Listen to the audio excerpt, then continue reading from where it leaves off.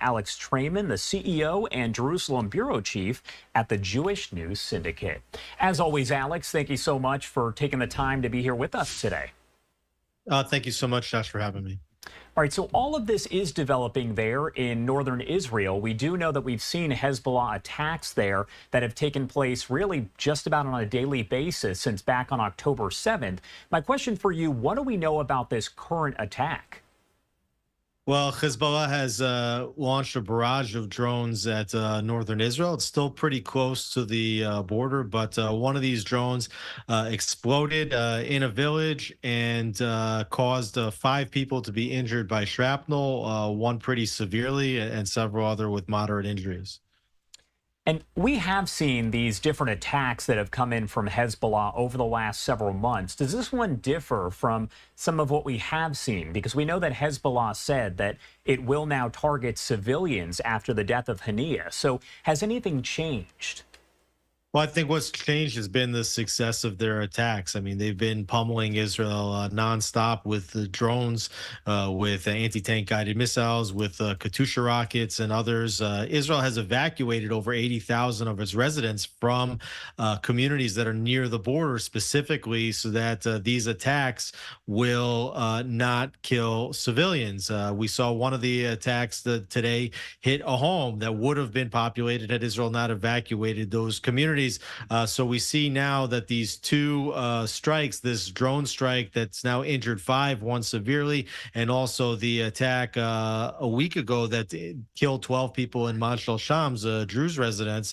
It's not that they have fired more or changed their pattern, but rather that unfortunately 2 of their strikes have been very successful. And I do want to talk to you about a New York Times report that came out that says that Iranian officials have confirmed that Russia has actually started to deliver advanced air defense and radar equipment to Iran. Why is that of note to not just Israel, but also the U.S.? Well, I think that those in the U.S. that have seen the aggression of Russia against Ukraine, they should understand that Iran has provided drones to Russia that they've used in their attacks against the Ukraine. And now we see that Russia is providing weapon defense systems to Iran. So you were seeing a bit of an axis forming. And I think that that's important. This isn't just an isolated group like Hamas attacking Israel or an isolated group like Hezbollah attacking Israel. Hamas, Hezbollah, the Houthis, are all Iranian proxy groups, and it's clear now that Iran is also working with the Russians.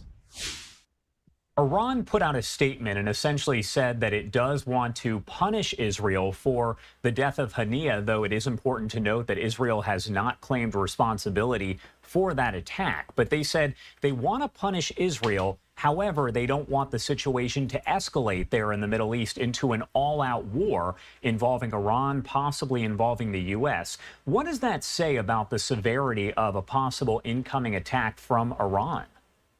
Well, we're hearing that Iran definitely wants to attack. It could be a coordinated strike between Hezbollah to Israel's north, firing deeper into civilian population centers, as you mentioned earlier, together with Iranian-launched strikes. And we remember back in April, they fired 300 drones, cruise missiles, and ballistic missiles at Israel. Now, clearly, deterrence has not been restored there because they feel that they can now strike again. And a lot of intelligence reports suggesting that this attack could be more intensive than the April 13th attack, which was pretty serious in its own right. But ultimately, we don't know what Iran is going to do. Israelis are waiting anxiously, trying to figure out if and when Iran is going to attack. It could be a matter of hours. It could be a matter of days. And then to see what Israel's response might be, or even whether Israel could take a preemptive strike ahead of an Iranian attack. And on that note, I do want to ask, what is day-to-day life right now like over in Israel as folks there are just kind of waiting to see what happens? Yeah, it's amazing in Israel. People are at work today. It's summertime. Kids are not in school. Israel's a country with many kids. Kids are out.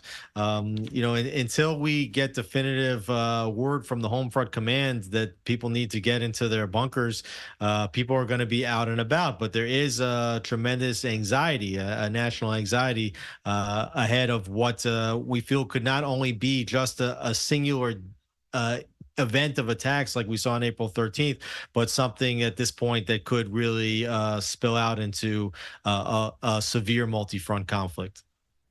I want to talk about another report here because after months of Israel saying that UNRWA employees were involved in the October 7th attack, the United Nations now says that at least 9 of them do appear to have been involved. What should the world take away from that piece of information? Because again, Israel has been saying now for months that these UNRWA employees were involved. The UN pretty much denied it, but now says that that does appear to be the case. Well, they only have proof that 9 participated in the attack. That doesn't mean that it was only 9. There's a good reason to believe that it could be many more than 9. Not only that, the UNRWA facilities inside Gaza, have been used as weapon storage facilities. Rockets have been fired from UNRWA facilities. UNRWA is the largest employer in Gaza, and remember that the government in Gaza is Hamas. So the main takeaway really is that UNRWA and Hamas are a singular entity that are working together to perpetuate a supposed refugee crisis for generation after generation in order to delegitimize the Jewish state. Another topic of note here, we do know from the Israel Defense Forces that apparently a tunnel, a large tunnel, was located over at the Gaza-Egypt border, and it appears that it's large enough for a vehicle to actually drive through. What does that say to you, as there has been concern, of course, about whether the different hostages that have been held since October 7th could be transported over to Egypt? Well, Egypt was very insistent that they did not want Israel to go into this Philadelphia corridor, which is the on the border between Egypt and Gaza, and did not want Israel to go into the southernmost city of Gaza, Rafah, which abuts the Philadelphia corridor. The United States was also putting tremendous pressure on Israel not to go into Rafah. They said they couldn't do it. Israel, of course, not only proved them wrong, accomplishing their military goals without taking out many collateral civilian casualties, but they found hostages, they uncovered weapons, and they uncovered vast tunnel network, including this latest tunnel discovered, which go across the border into Egypt. This last tunnel that you mentioned came directly under an Egyptian military post. So it's obvious that the Egyptians knew that there was this tunnel network that was extending into its territory. And these tunnels have been used to smuggle vast amounts of weapons into Gaza, could have been used to smuggle terrorists in, could also have been used to smuggle terrorists out, and could have been used to smuggle hostages out as well. All right. Alex Traiman, as always, thank you so much for taking the time to join us and break down all the latest developments there.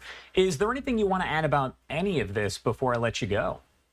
Well, I think that the idea that Iran supposes that it can attack Israel and calls it a retaliation for the strike against Ghania, in Tehran, is a major disappointment. Israel and the United States have the capacity to put a military option on the table that would create a tremendous amount of deterrence. But when the United States is telling the public, we don't know if Iran is going to attack, we're hoping that Iran won't attack to the extent that it would cause a major regional escalation, or that Israel wouldn't respond in order to set off a major regional escalation. What they're basically saying is that there's no deterrence. What the United States should be saying is that if Iran will lift a finger and attack Israel, that they will cause severe consequences for that attack. And that is the only thing that you can do to restore deterrence. And even if they don't want to present their own deterrence, then they have to make it clear that they support Israel's right to respond in the fullest amount of force possible, because only the fear of a major Israeli reprisal is going to cause the Iranians to pause before launching an attack on the Jewish state. Alex Traiman there with the Jewish News Syndicate. Thank you so much for being here with us today. Thank you for having me, Josh. All right, I do want to take you out to this post here from the Israel